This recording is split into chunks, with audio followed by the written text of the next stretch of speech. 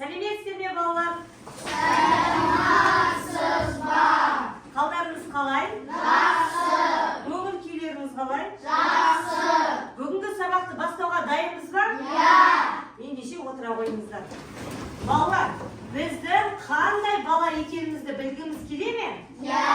Ендеше тақтаға қарайық. Тақтада не көріп тұрмыз? Мәдени мұраларды. Тамаша, мәдени мұраларды көріп тұрмыз.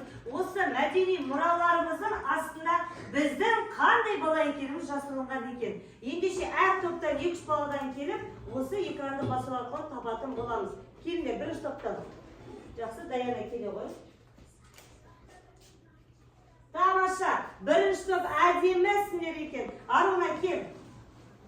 Жүгіріп, тез-тезден қимылдайық, жақсы ма? Тамаша, кереметсіңдер. Қайсар кел. Кел, Қайсар.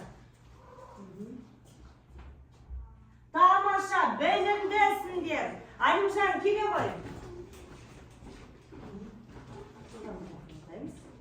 Ерекше балалар екенсіңдер. Жақсы, кел, Нұртас.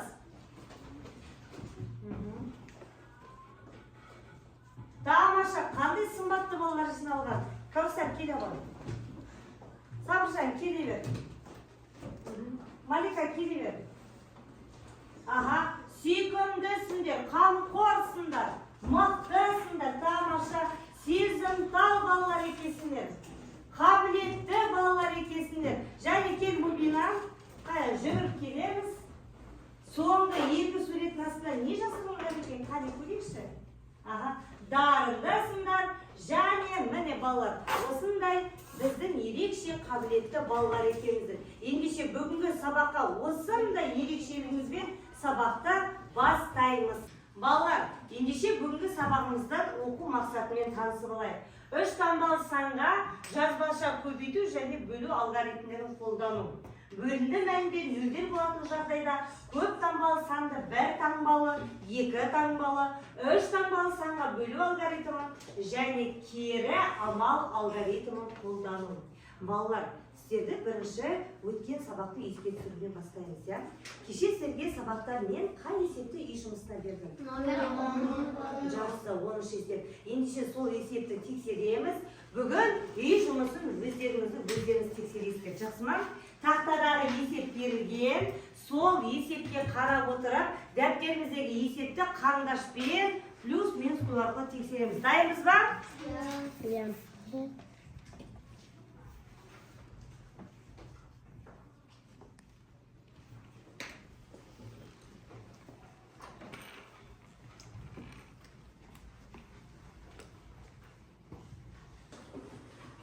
Ал балалар, үй жұмысын тексеріп болса, енді біздер тобымыздың несін білуіміз керекпіз? Әрине, атын білу керекпіз. Тобымыздың атын білу үшін мен сіздерге қазір мынандай ақпараттар таратамын. Сіздер мына тұрған алдарыңызда жатқан акварель краскасымен боясаңыздар, сіздердің топтың аты шығады. Ендеше дайынбыз ба? Иә. Міне сіздерге берілген қағаз. Міне сіздерге су. Бастай береміз, топта бояп, бастай береміз. Сіздерге берілді. Жақсы. Келесі сіздерге. Ал бояуды бастаймыз. Қай топтың аты қандай болады екен? Бәріміз бірге бірлесіп отырып, топпен ұйымдасып, жауапкершілікте жұмыс жасаймыз. Бұлайдан полностью бойы салыстыр. Жақсы ма? Осылайдан бойы салыстыр. Келістік қой бояңызды. Полностью ақпаратты бойы салыстыр. Қане бояңыздар.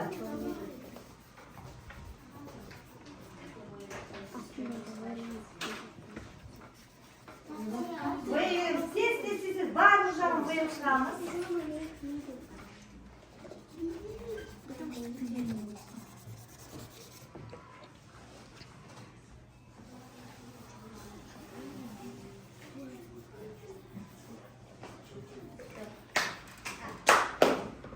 Тамаша. Сіздердің топтарыңызды атқандай? Қандай? Кішкене кепсін, кеппей тұр. Міне, Лувр музейі дейді. сіздер топтан кеткен кезде сіздерге нақты анық көрінетін болады, жақсы ма? Міне, оқысаңыздар көрініп тұр, иә? Лувр, міне, Лувр музейі. Әлде кему керек, түсінікті ғой? Сіздер болыңыздар ма? Бірге шапалақтаймыз. Жақсы, қандай ат шықты сіздер? Оқыңыздар.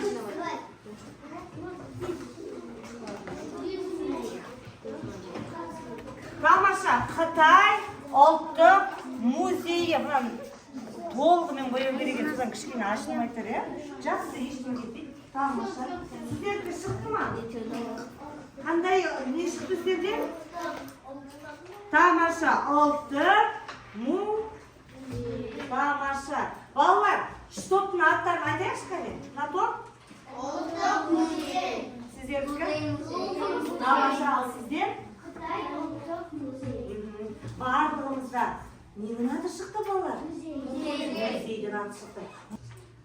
Балалар, бүгін сабақ бойы біз немен танысатынымызды білу үшін мына есепті істеу керекпіз. Шығару керекпіз.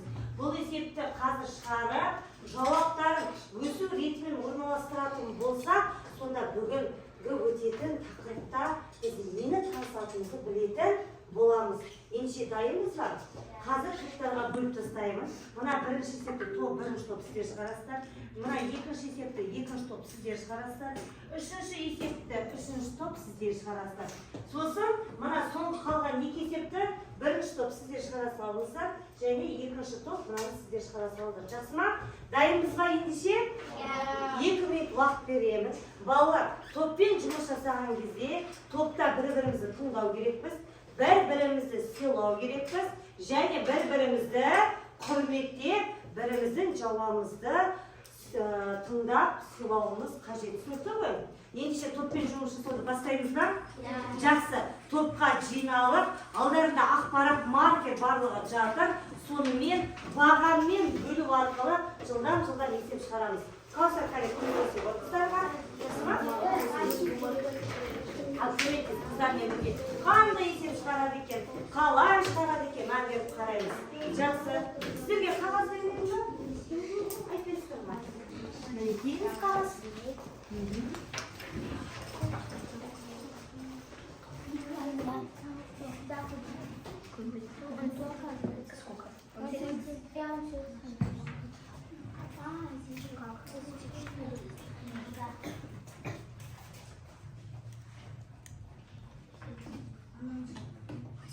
Барлығымыз бірге топпен ұйымдасақ, жақсы әділ қосып көмектесеміз. Жарайсыздар. Тамаша, бірінші жарайсыздар. Жақсы, кетті, дұрыс шығарған екенсіздер. Жарайсыздар. Қандай сан шақты сіздерде? 624 мың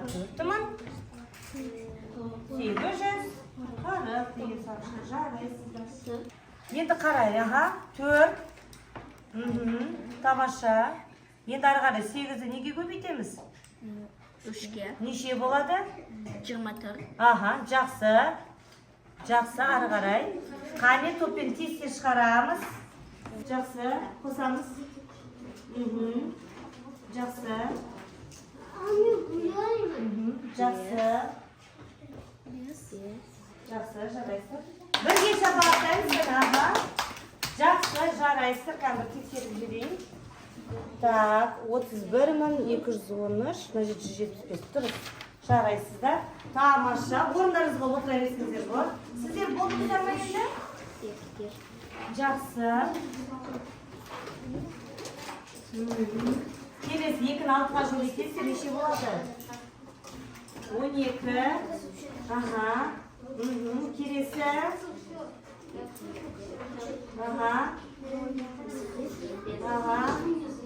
Келесі. Жазамыз 6. Тамаша, ары қарай. Неше болады? 14. 14. Келесі, неше болады? 7 болады. Жақсы. Бірге шапалақтаймыз. Тамаша, қайсан орнына отыра қой. Қане, ең кіші сан кімде шықты? Өз суретін орыстырайық. Қай топта, қане? Кімде қандай сан? Дұрыс айтасың,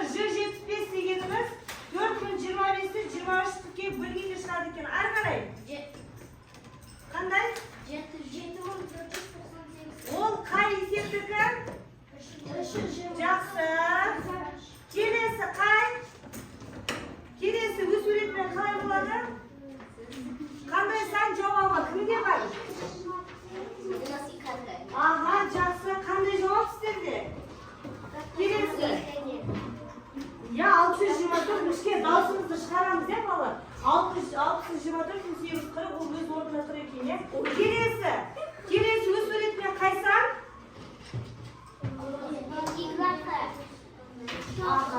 Яғни ол 22,712 көбейткенде, сонда бізде қандай сөз шықты? Музей дегеніміз, ол бізде көне заттарды бағанағы топтағы бөлініп кеткен музей атауларында біздің мұраларымыз жатыр екен. Ал балалар, енді біздер сабағымызды әрмен қарай жалғастырамыз. Бүгін бізде тақырып, яғни 3 таңбалы сандарды бөлу алгоритмі, әлем музейлері. Жаңағы сіздердің топтардың аттары әлемнің музейлерінің аттары. Музейде біз көне тарихи заттарды, мәдени мұраларды сақтаймыз. Енді барлығымыз тақтарға назар аударамыз. Ал балалар, біз жалпы сандарды бағанға бөліп, көбейтіп үйреніп жатырмыз, Бүгін бізде осы сандарға ары қарай, яғни 2 таңбалы сандарға, 3 таңбалы сандарға есептейміз, бағамен бөлетін боламыз. Ал қадам-қадаммен сіздермен бірге бөлейік.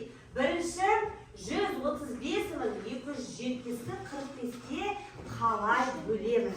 Ал бастайық. Асықпаймыз. Бірінші бізде мынау неше таңбалы сан? 2 таңбалы сан. Мына сандағы 2 таңбалы сан қайсы? 13. 45-тен кем ба әлде артық па? Кем, аз, аз болғандықтан ол бөліне ме? Жоқ, сол себепті неше таңбалы сандаламын? Дұрыс, 135, 3 таңбалы сандаламын. Нешеден беремін? 3-тен. Не себепті? Өткені 45 3-ке бөлгенде 115 сан шығады. Тамаша. Көбейтеміз. 3-ті 5-ке көбейтеміз. Неше болады? 5. Дұрыс, бір ойда. 3-ті 4-ке көбейтеміз. 13. Не істеймін енді бұларды? Ажырайтамыз.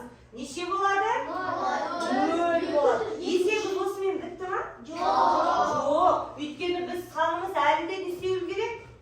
Бөлінуі керек. Ары қарай қадам не істеймін енді? Әрине. Мына жақтағы тұрған 2-ні түсіремін. Бұл неше таңбалы сан?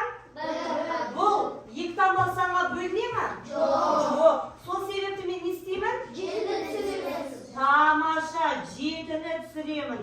Жақсы. Енді 27-45-тен артық па кем ба? Енді не істеймін? 4-ні түсіремін. Нешеден беремін? 2-0-дан 6-дан. Дұрыс. Неге 2-0-дан дейді?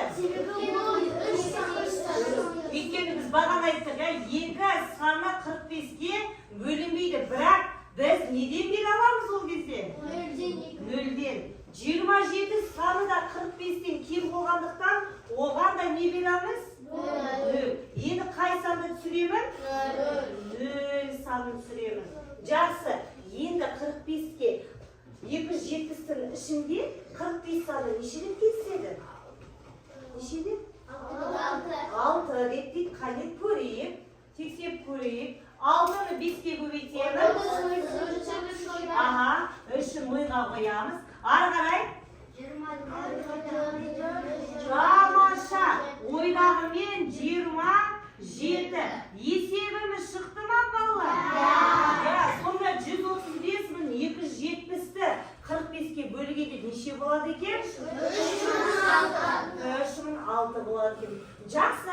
Бұл бізде неше таңбалға бөлдік? Енді неше таңбалға бөлеміз? 3. Ал кеттік. Енді біздің 3 таңбалы санымыз қайса? 508. Бөліп жатқан санымыздан артық па кем ба? Артық. Значит, біз осы саннан не істей береміз? Ал енді сұрақ. 508 деген 3 таңбалы санның ішінде 318 неше рет kesеді? Тамаша, бір-ақ рет kesеді, дұрыс айтасыздар. Ал көбейтейік, кеттік. Қай саннан бастап көбейтемін? 8. Яғни 1-ді көбейтемін. 1-ді 8-ге көбейтемін. 8. көбейтемін? Бірді үшке көбейтемін. Тамаша, не істеймін бір-бірінен? Азайтамын. Неше болады? 0. Дұрыс айтасыздар, 8-ден 8 азайтсам. Келесі, 0 санынан 1 сан азайтыла ма? Жоқ. Не істеймін? Я, 1 ондық. 1 ондық берсе не болады бұл жерде? 10. Неге 9 болады? Неше болады балар? 10. Еткені көрші бізге 1 ондық берді ғой. 10-нан 1-ді азайтамын. Тамаша, 9 болады екен. Мына жерде неше болады? 1 болады. Неге 1 болады? Жарайса, біреуін біз бағана беріп тастағанбыз, иә? Жақсы, енді 190 деген санымыз 318 санына бөліне ме? Жоқ. Сол себепті не істеймін? 8-ді түсіремін. Енді 1908 санның ішінде 318 нешелік келсін? 6. Ретикканы тексеріп көрейік. 6-ны 8-ге көбейтемін. 48. Тамаша. 4-ді нешке қоямын? Ойға сақтаймын. Келесі. Қане бәріміз бірге қатсамыз ойдағы мен? 10. Тағы да бір нешке қоямын? Ойға сақтаймын. Ары қарай. 6-ны 3-ке көбейтем. 18. Тамаша. Ойдағы мен? 19. Жарайсыздар. Сонда 0. Есеп шықты ма? Енді қараңыздар. Жарайсыз. Әрине, бізде мына 2 нөліміз не істеп қойды? Алып қойды. Сол себепті оны мына жаққа не істеп екенмін? Көшіріп жазады екен. Сонда 508.800-ді 318-ге бөлгенде неше болады екен балар? 1600 болады екен. Жарайсыздар. Сіздерге түсінікті болды ма бұл? Жақсы. Қазір осындай есептерді шығара аламыз ба? Тамаша. Жақсы балалар. Ендеше жаңа біз сіздерге тақтада есепті бүгінгі сабақта түсіндірдім. Соны қаншалықты түсінгенімізді анықтау үшін қазір сіздер не істейсіздер? Дәптермен жұмыс жасаймыз. Дәптерімізді ашамыз. Бүгінгі қарашаның 27-сі сынып жұмысы деп дәптерімізге істеп аламыз, жазып аламыз. Сосын әрқайсымызға бір-бір есеп беретін боламын. Саян дәптерін ашамыз. Қаламың бар ма? Қалам бар ма? Біз қалам түсініп тұрмыз.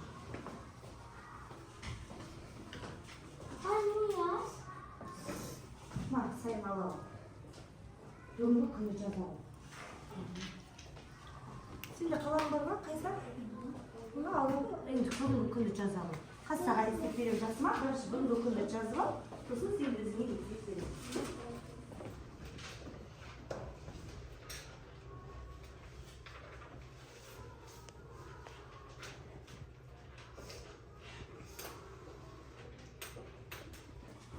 Балалар, күнді жазып болдық па барлығымыз?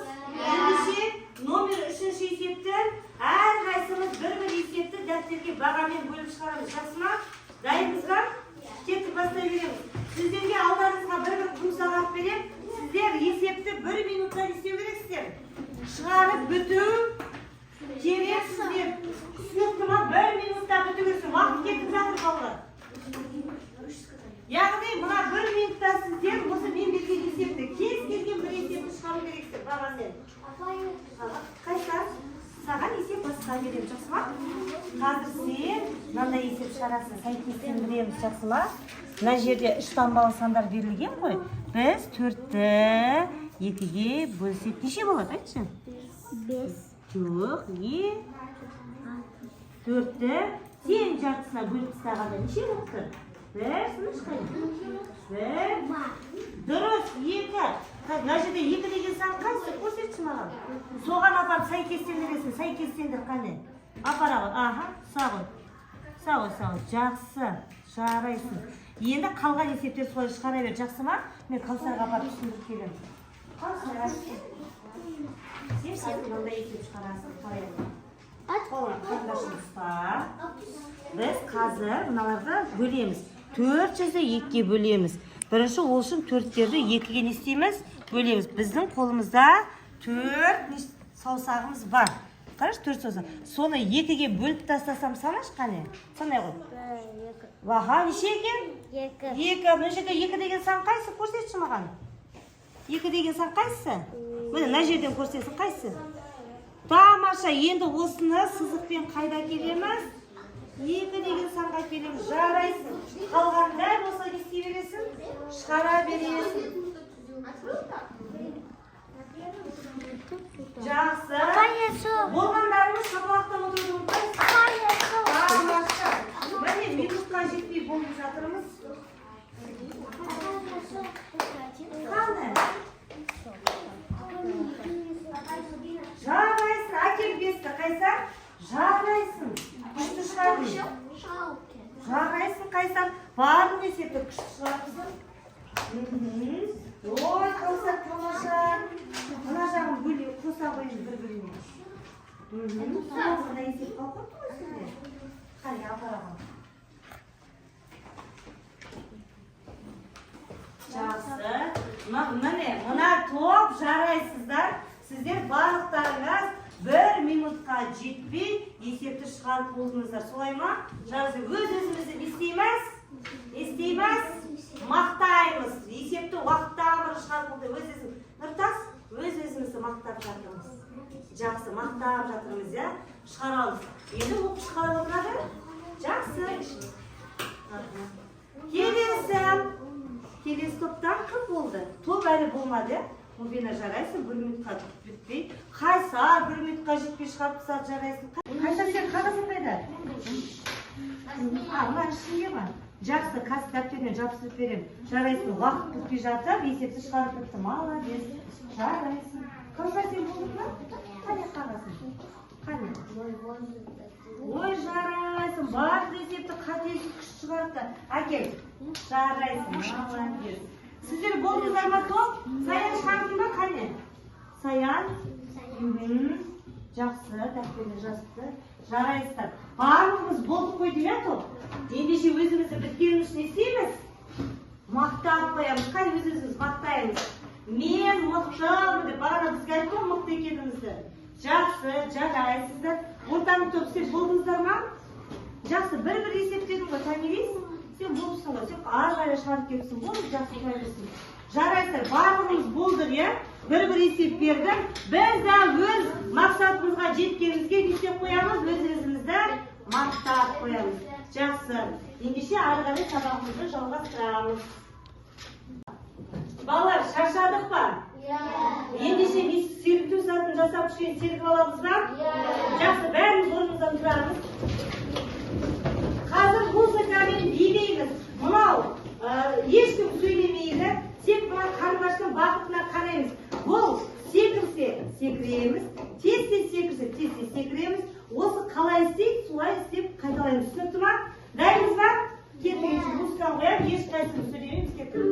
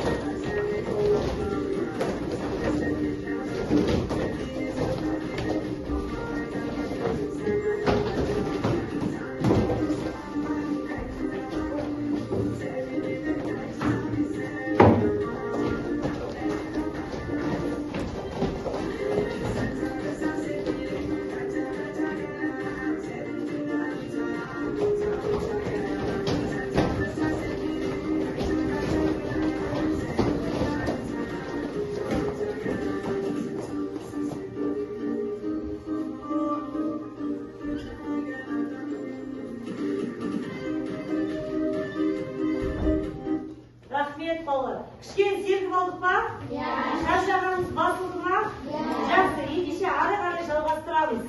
Отырамыз. Ал балалар есепті ары қарай жалғастырамыз. Қазір сіздерге мен мынандай үлкен ақпараттар таратамын. Біз суреттер галереясына шолу жасаймыз. Яғни мына суреттермен есеп құрастырып, оның шартын, шешуін табатын боламыз. Менің қолымда музейге кіретін билеттер бар. Бұл музейге кіру үшін осы есепті есеп құрастырып, бұл билетті неше адам сатуы мүмкін, барлығы қанша адам музейге баруымыз мүмкін, соны өздеріңіз анықтайсыздар. Бұл жерде студенттер билеті бар, сосын балалар билеті бар, және ересектер билеті бар. Осыны есептің шарт ретінде шабыстырып, ары қарай есептің шартын өздеріңіз құрастырасыздар. Келістік қой, қандай сұрақ қоясыздар, не табасыздар, ары қарай өздеріңіз құрастырасыздар. Дайынсыз ба ендеше? Сіздерге кітаптарды шетін алып тұрсаңыздар болады, олар кедергі түсірге. Топпен жұмыс жасаймыз, жақсы ма? Әдеттегідей қыл сағаты уақыт кетті сіздер үшін. Есепті бастай береміз. Бастаймыз, кеттік.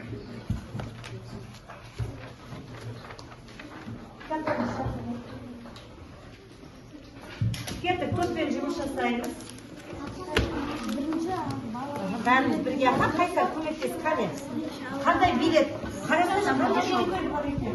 Уақыт екінші сіздерде де.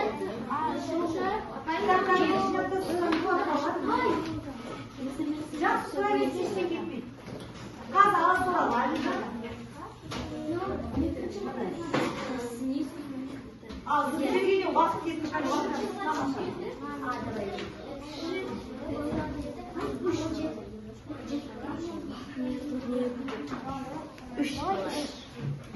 Üç balon. Bu defi.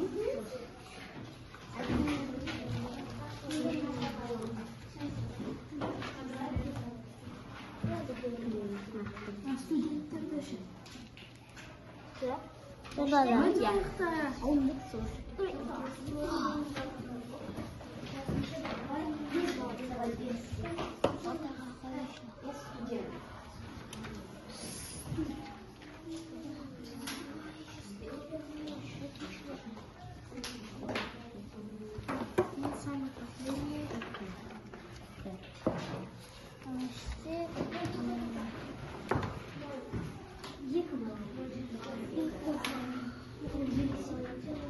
Birlikte жұмыс жасаймыз. Қанша басын қойып.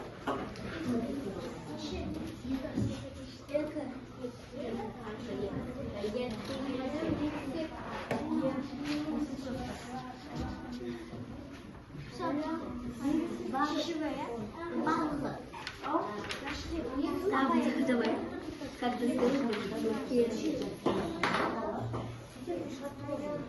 Бұны астына мекенді. Ересектерді неше билет аласыздар? Студенттерде неше билеттер?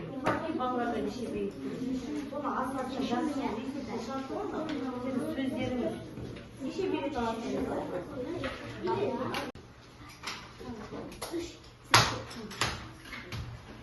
Бұл қыздардан тұрамаша қазір. Сонымен қанша кеткен бармыға? Жақсы, жарайсыз. Қазір енді бұны мен тексермеймін. Қазір оны қалай тексеретінізді айтамын. Барлық топ болыңыздар ма? Жақсы, барлығымыз болса, қазір біздер мына алдымыздағы шығарған есептерді көрші топтарға береміз. Көрші топтар тексереді да, сіздердің есептеріңіздерге не жазады астына? Есептеріңізге тексереді. Сіздердің отасыз бұл жаққа кетеді. Сіздердікі мына жаққа барады, ал сіздердікі мына жаққа. Есепті тексереміз да, астына тілегімізді жазып қоямыз. Есепті тексереміз де, астына тілегімізді жазамыз. Секерді береміздер. Саған біре берем. Қандай? Бұрадан өз тілегімізді жазып, астына командаға жібереміз. Мінеки мынаған жазып, өз тілегімізді жазамызға көпті қайтарамыз. Ал жаза қойыңыздар ал.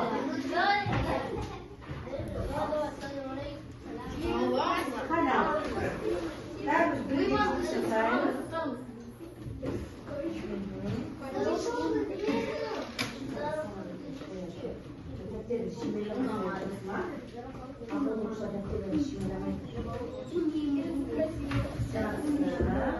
Barbamız dostlarımızla bilir yazdık. Bay есебін тексердік па?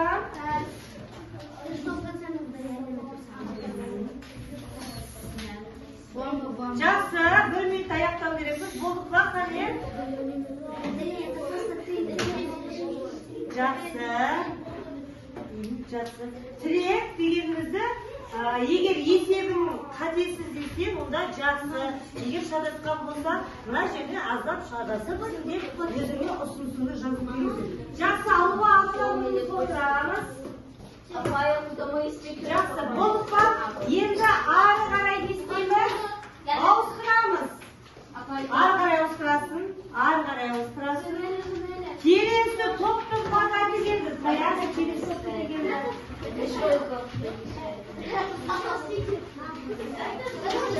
Маған бересі олсаңдар.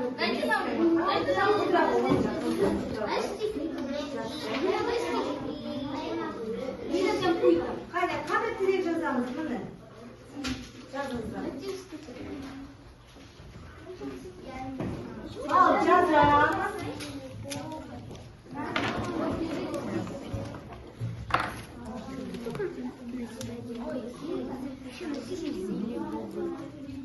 Жақсы, жазамыз.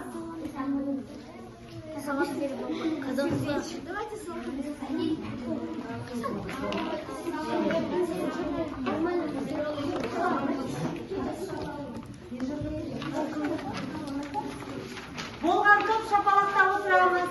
Қайтармаймыз, мен өзім айтам балалар.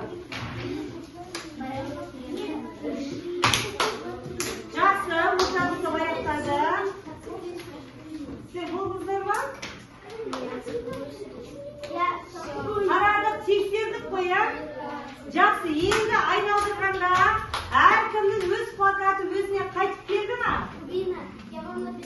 Өзіңіздің есеміз өз-өзіңізге қайтып келді ма? Қазір оқыған кезде көреді даяныңыз ма?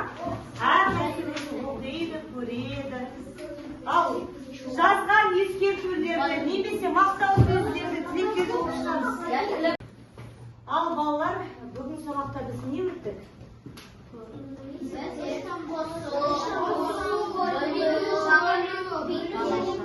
Бүгінгі сабақ сіздерге түсінікті болды ма? Бүгінгі сабақ сіздерге ұнады ма? Жарайсыздар. Ендеше бүгінгі сабағымызға кері қойғанымыз келеді. Балалар, сіздердің барлықтарыңыз алдарыңызда мынандай қағаздар жатыр. Көріп тұрмыз ба? Осы қағаздардың, егер мына сурет тұратын болса, не айттым? Яғни бүгінгі сабақта не айттым? Құлақ тұратын болса, бүгін біз сабақта не естідім? Көз тұрса, не көрдім? Қол тұрса, не ұстадым? Және бүгінгі біздің көңіл күйіміз қандай болды? Және бүгін сабақта не ұқтым? Жауап беруге дайынбыз ба? Қане, бірінші мына ауызды бәріміз көтерейік бірге. Көтеріп тұрайық. Ал, бүгінгі сабақта не айттық? Бүгінгі сабақта не айттық? Біреуін салсаңдар жетеді ма? Біреуін ғана сен салыңдар. Жақсы. Не айттық, қане айтамыз? Есептен. Жақсы, есептерді айттық. Жақсы, тағы не айттық? Тағы?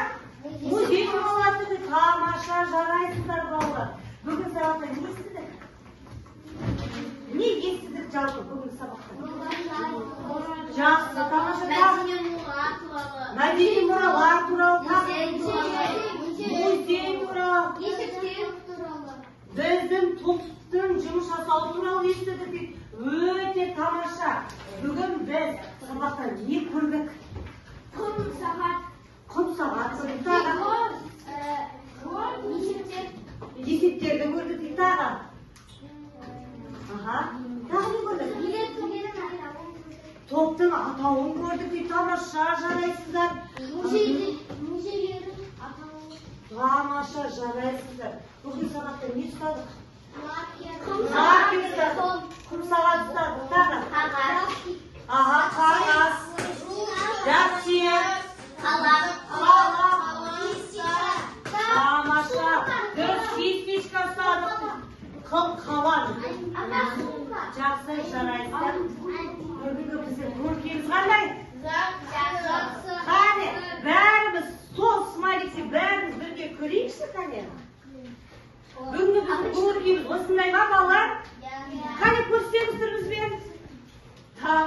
жарайсыздар. Армужаным тіпті күшті бүгінгі сабақта екен. Сонымен бүгінгі сабақта жалпы не ұқтық? Топ таңбалы сандарды қалай бөлу? Аға, тамаша. Тағы да не ұқтық? Дұрыс, тамаша, дұрыс айтты, иә? Көп таңбалы сандар. Бағамен бөлу, кем саңа бөле алмаймыз. Кішкентай сандар. Бағамен бөлу. Бағамен бөлу дейді, тамаша. Нөл қалып қойса, екі әрі. Жақсы, тамаша, жарайсыздар. Сонымен сіздерге бүгінгі тақырып түсінікті болды ма? Біз келесі сабақтарда осы үйренгенімізді қолдана аламыз ба? Жарайсыздар, ендеше балалар. Соңғы біздің бір тапсырмамыз мынау бағалау. Біз бүгінгі сабақта не істеуіміз керек? Бағалануымыз керек. Өзімізді бағалау парағын таратамыз. Бұл жерде бүгінгі сабақ бойы істеген әрекеттеріңізге жазып шығарсыздар, және өз-өзімізді бағалаймыз. Сіз өз-өзіңізді қалай бағалайсыз ма? Сосын мен өзімнің құртын сөзімді айтатын боламын. Келістік қой, өз-өзін бағалау парағын тек бір оқушыға ғана оқытайық, жақсы ма? Жылда бәрі тез біткен. Бір-бірден алып шығасыздар, бір-бірден ала бересіздер. Бір-бірден аласыздар. Бір-бірден аласыздар. Жетеді. Мен жабысып қойған шығар. Енді барыстардан жететілерді бен сақтайды ма? Жабысып қойған жоқ па бір-біріне? Жабып шығамыз, иә, балалар? Бүгінгі сабақта сіздерге қандай ой түйдіңіздер, сіздерге не ұнады, не қызықты болды, соның барлығын жазып отырып шығамыз.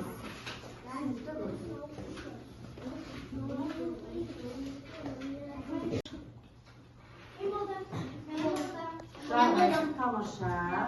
Жақсы. Бірінші болған оқушы қазір оқып берсін, тыңдап көрейік, иә?